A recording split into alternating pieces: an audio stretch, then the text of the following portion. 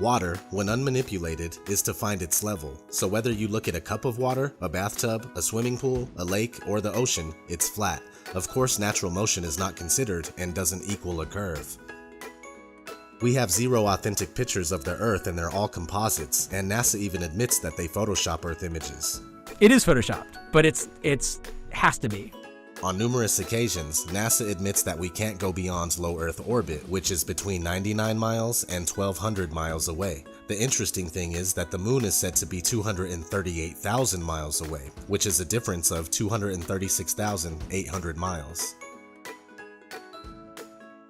No matter if you're on the ground, on top of a building, a mountain, a hot air balloon, an airplane, or looking at high-altitude amateur balloon footage, the horizon never fails to rise right to your eyes.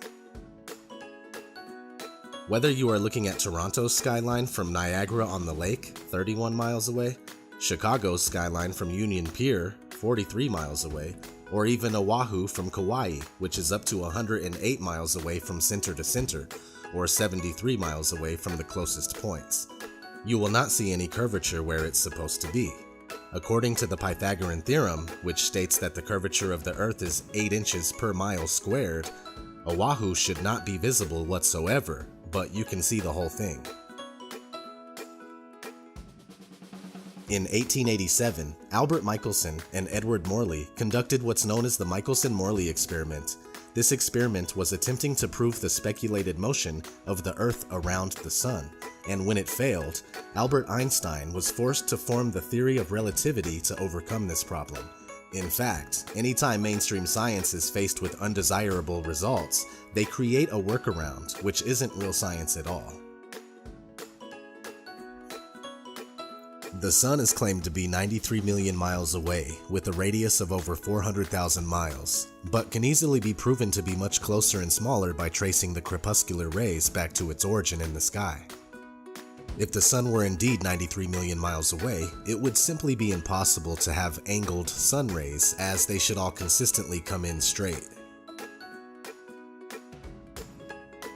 According to the globular theory, a lunar eclipse occurs when the Sun, Earth, and Moon are in a direct line, but it is on record that since about the 15th century, over 50 eclipses have occurred while both the Sun and Moon are visible above the horizon. F. H. Cook, The Terrestrial Plane. It's a common misconception that the shadow of the Earth causes moon phases. Even the pastors and priests of the science religion readily admit this fact. The interesting thing about moon phases is that they are always the exact same 8 phases repeated. But if we were circling around the Sun, these 8 phases would inevitably be reversed from the summer to winter seasons.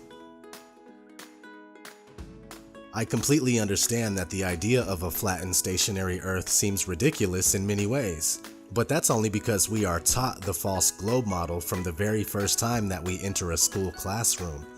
Not to mention the first time we are introduced to the concept of a flat Earth, it's depicted as a highly laughable world where ships, boats, and water would run off of the edge. So I do get it, but it's all part of the deception.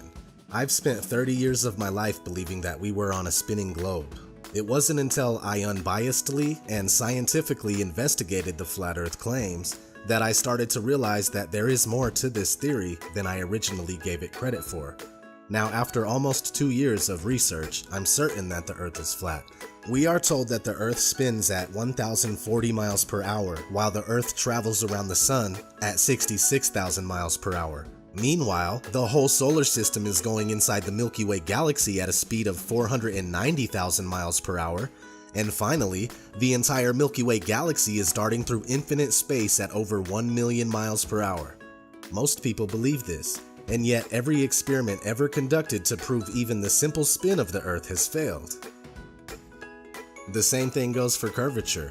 It's never been proven, and the only time we see it is in movies, NASA CGI, or when we're looking through a distorted fisheye lens. With all that said, please continue to research critically and don't be afraid to ask reasonable questions and speak out.